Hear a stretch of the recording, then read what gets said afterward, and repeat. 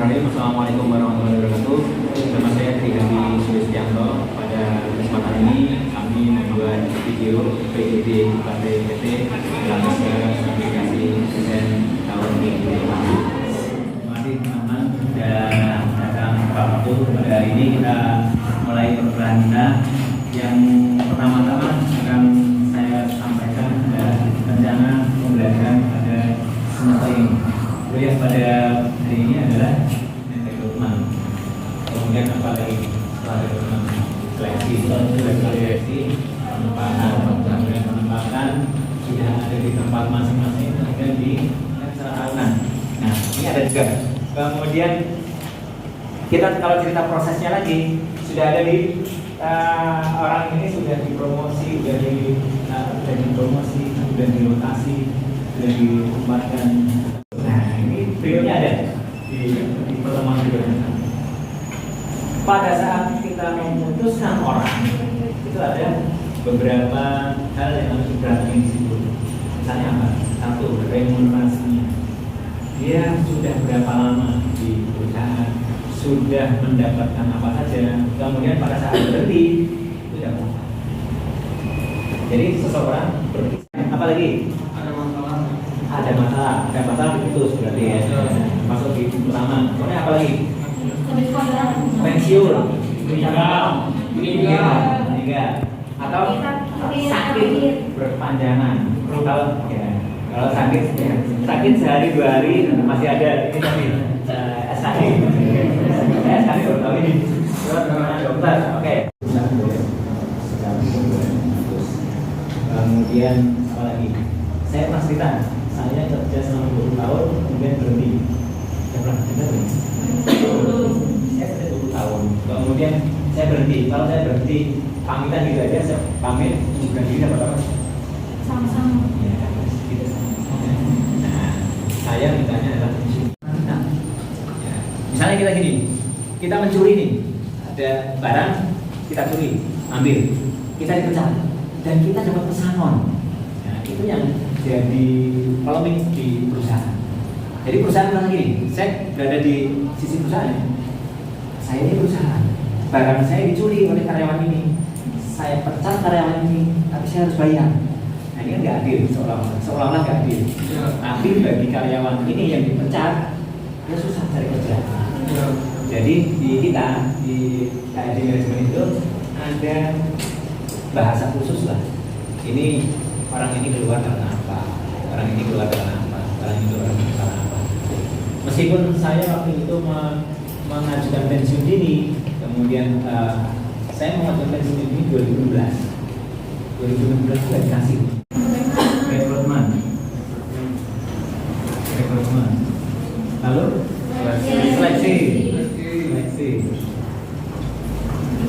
Terus penerimaan. Lanjut penempatan. Lanjut lagi latihan. Tergantung dari nama, dari besarnya nama kita, dari nama perusahaan kita. Perusahaan ini nama nggak sih? Gitu. Kalau misalnya gini, ada posisi di depan kita ada toko retail nih, bendera biru merah. Nah, seandainya dia ini buka lamaran, kira-kira berapa orang yang akan melamar? Banyak. Terus yang sebelah lagi ada warna merah sama putih. Dia buka lamaran lagi, banyak pasti yang ini. Kemudian apa? Melayani ya, yang saya tadi itu bola. Kira-kira yang melamar berapa orang dibandingkan dengan yang tadi? 20 orang. Kalau yang ada merah, kuning, biru tadi berapa orang kira-kira? 500.000. Yang sekarang apa yang harus kita lakukan pada saat 100 orang tiba-tiba melamar ke tempat kita, atau katakan 500 orang datang melamar ke tempat kita, apa yang kita lakukan?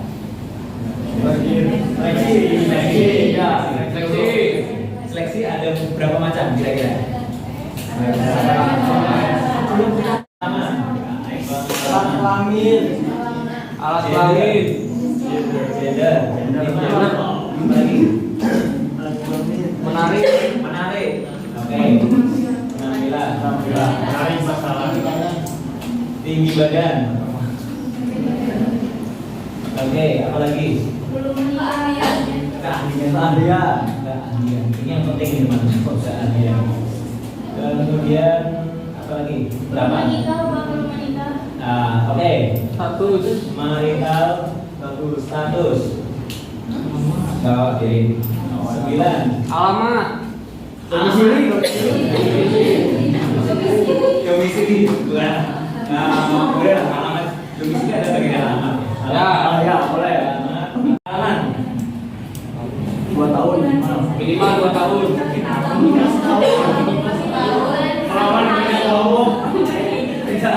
Ini jadi kayak ayam dan telur ya teman-teman. Jadi ada perusahaan yang saya cari pengalaman dari ayam dan telur.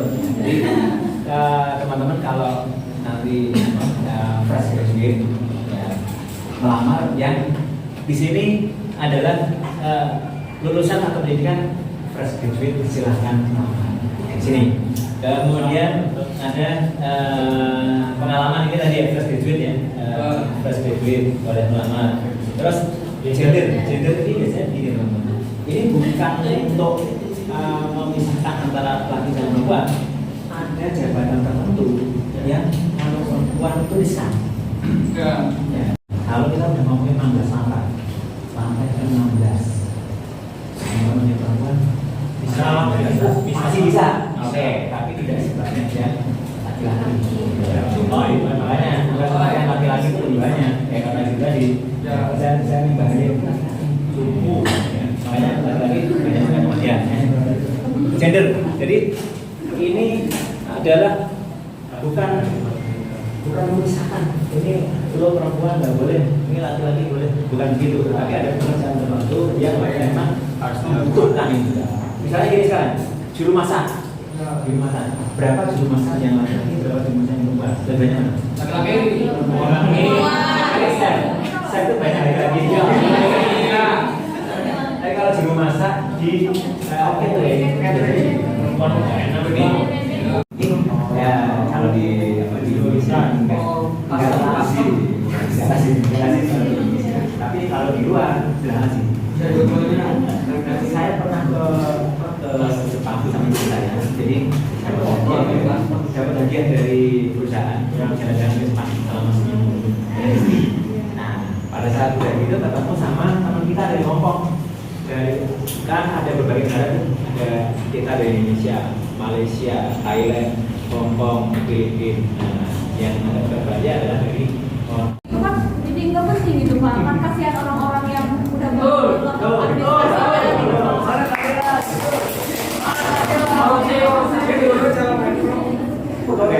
Jadi ini pertanyaan yang penting. Si manajer saya ngasih nama, tetap saya minta ini.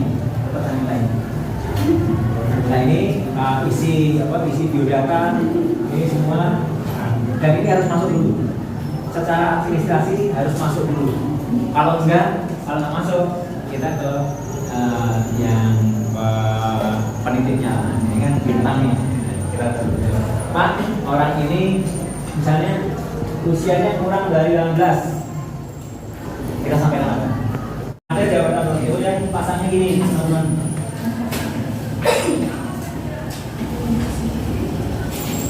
Mungkin nggak?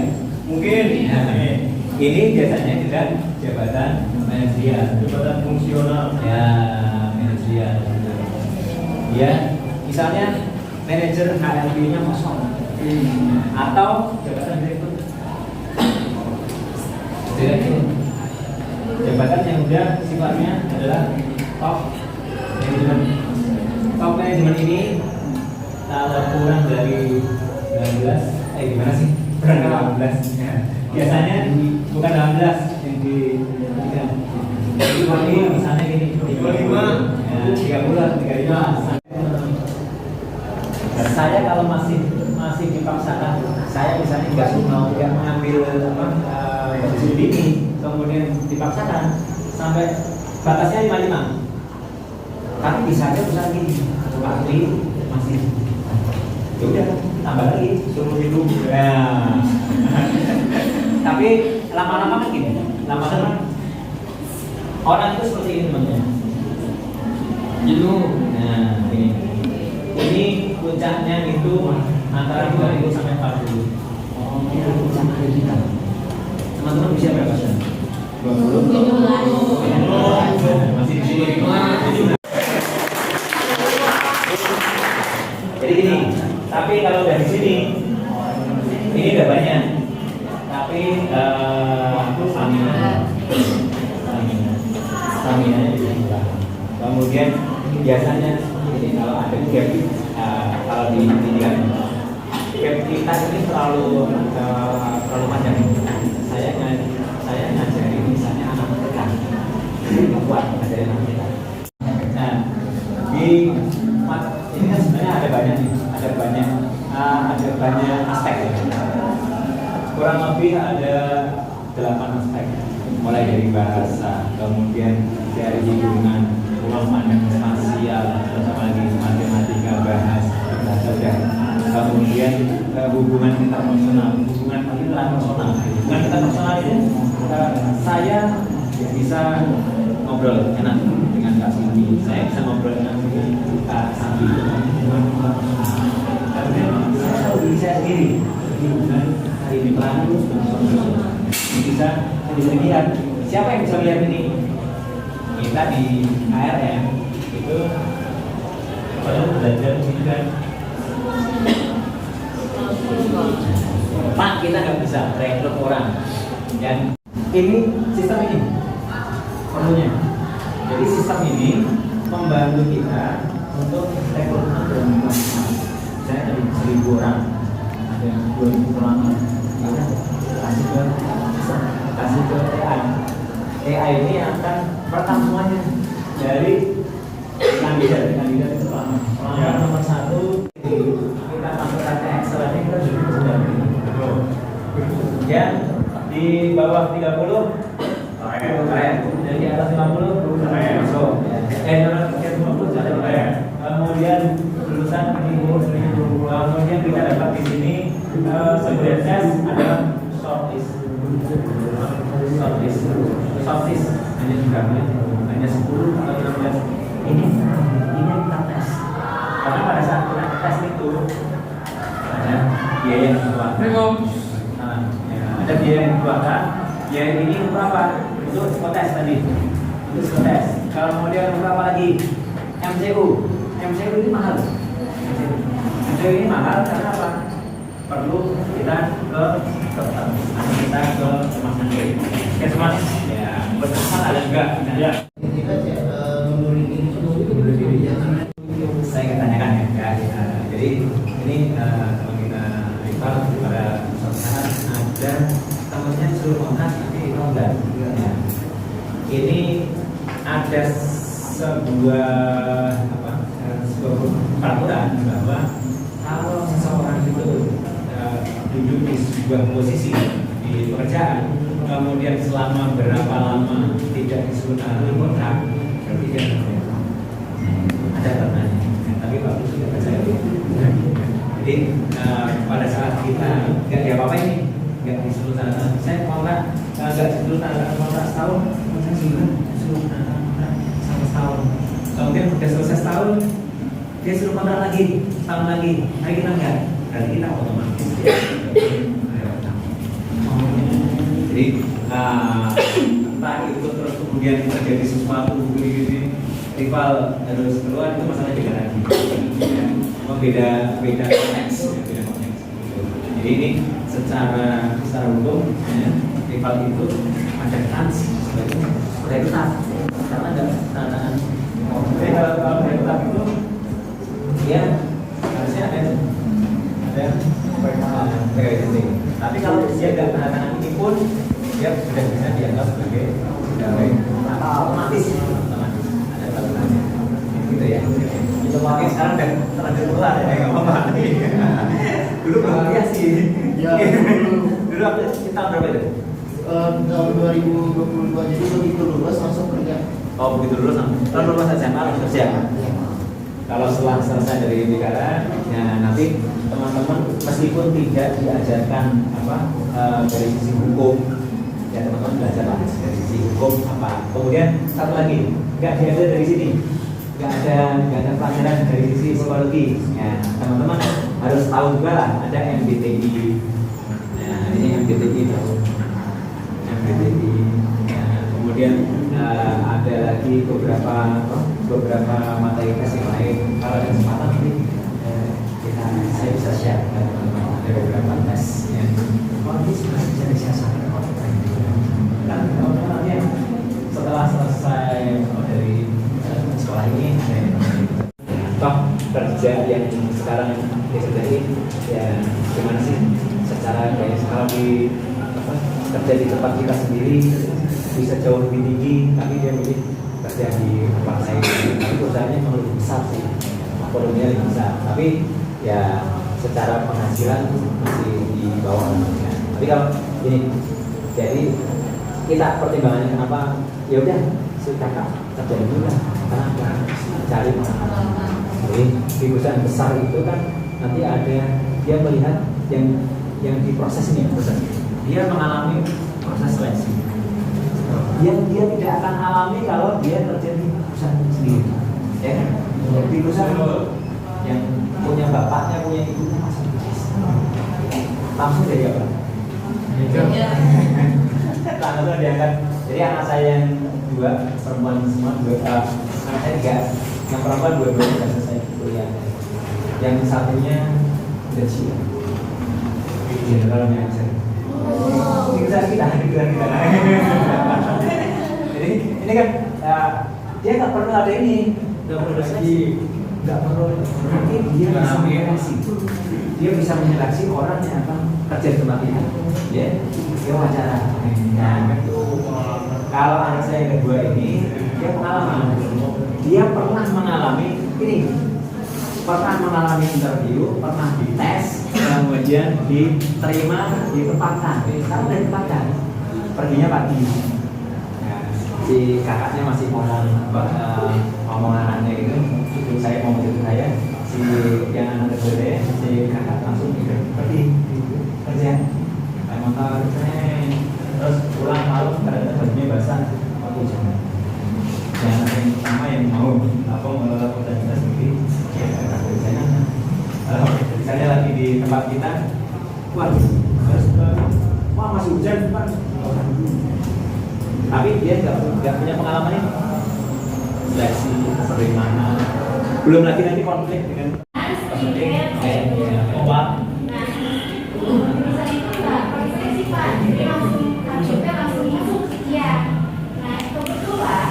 Tidak ada uang tambahan lagi.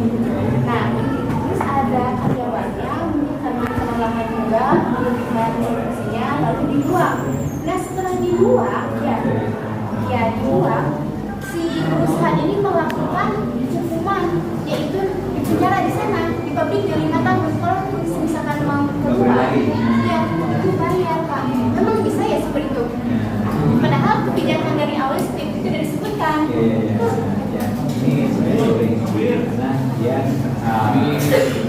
kelompok maksa dan banyak terjadi di klub dirinya ditawarin awal kemudian nggak boleh pulang dan juga kolega-koleganya yang ada di Indonesia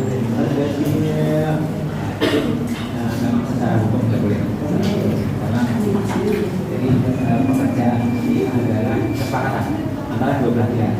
Paling kan tadi bilang kita bekerja di suatu tempat, kita ini suka dengan perusahaan, kita masih enak lah kerja di perusahaan. Nah, dari sisi perusahaan masih suka dengan kita. Suka dengan apa? Suka dengan pengetahuannya. Kemarin saya bilang KSA. Suka dengan pengetahuan. Oh, kita ini tahu apa tentang pekerjaan kita ya, bukan tentang bola ya. Tentang pekerjaan kita, pengetahuan tentang pekerjaan kita. Kemudian skillnya juga yang berhubungan dengan pekerjaan, attitude kita bagus. Artinya gini, kita pada saat datang ke kantor, kita tuh udah siap kerja. Ada orang yang datang ke kantor jam 8 sih ya, jam 8 tank ya, fingerprint tank, tapi tidur di tempat ini tidur juga. Ini kan jam 8 nih, sampai jam 8.15. Belum lagi buka kotak apa? 15 menit di 8.30. Tapi tetap di jam 8. Sore gitu juga. Sore pulang jam 5. Jam 4.30 harusnya udah ditutup. Sudah siap. Ini tinggal ngobrol, selesai. Fingerprint, tag, selamat sore. Selesai. Jadi pekerjaannya berperan ini tapi PW yang ada di kandidat itu melanggar hukum. Kalau ini ya termasuk dinamika itu karena kemerdekaan orang ini salah dirampas. Jadi memang berbahaya sih bagi karyawannya. Dia nggak bisa kemana-mana. Bagi si pemberi kerjanya, dia bisa kena masalah hukum. Hari lagi kalau dari kita tutup dulu. Jam berapa? Pertanyaan bagus nih, sih Pak. Luar biasa. Dari sisi perusahaan, lebih enak punya karyawan tetap atau karyawan kontrak? Kontrak.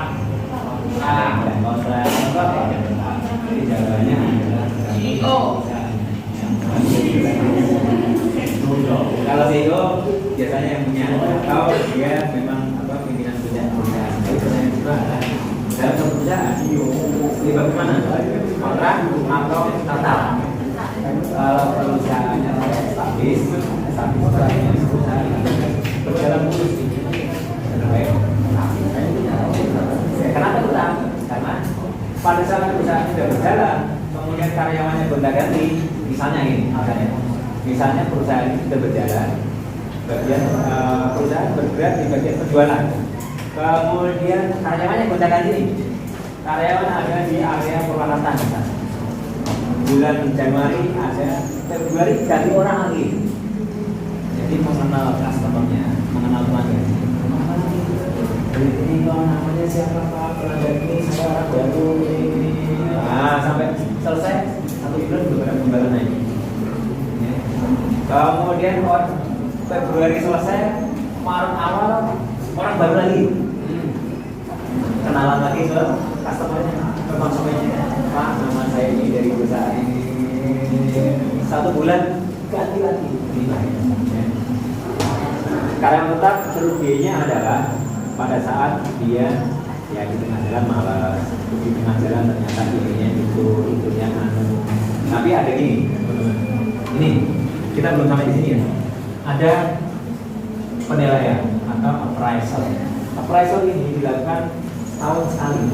Tapi ini perusahaan itu sudah tahu di per tahun. Kayak kita nih, kita ini selesai ini kan ada ujian akhir semester. Sebelum ujian akhir semester kita ada UTS. UTS itu apa? Ngecek. Dengan kecepatan segini sudah pas belum nih? Ya. Ini sama dengan kalau kita ke Bandung, masuk ke tol, di sebelah kanannya ada angka-angkanya. Ya, ada kilometernya. Ya, sudah sampai di Cimahi berarti berapa? Purwakarta kilometer berapa? 72 mulai 88 masih Purwakarta, 99 masih Purwakarta, 100 ke sana udah Bandung. Kilometer ini fungsinya untuk apa? Untuk kecepatan kita mau injek gas atau kita masih bisa santai-santai, masih bisa belok ke kita ini pertemuan pada ini. Mudah-mudahan kita bisa ketemu lagi pada depan.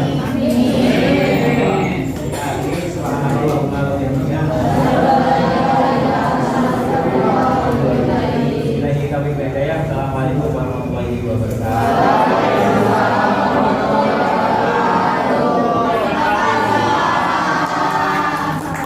Demikian video ini kami buat. Terima kasih atas perhatian teman-teman semua. Bila kita berhidayah, assalamualaikum warahmatullahi wabarakatuh.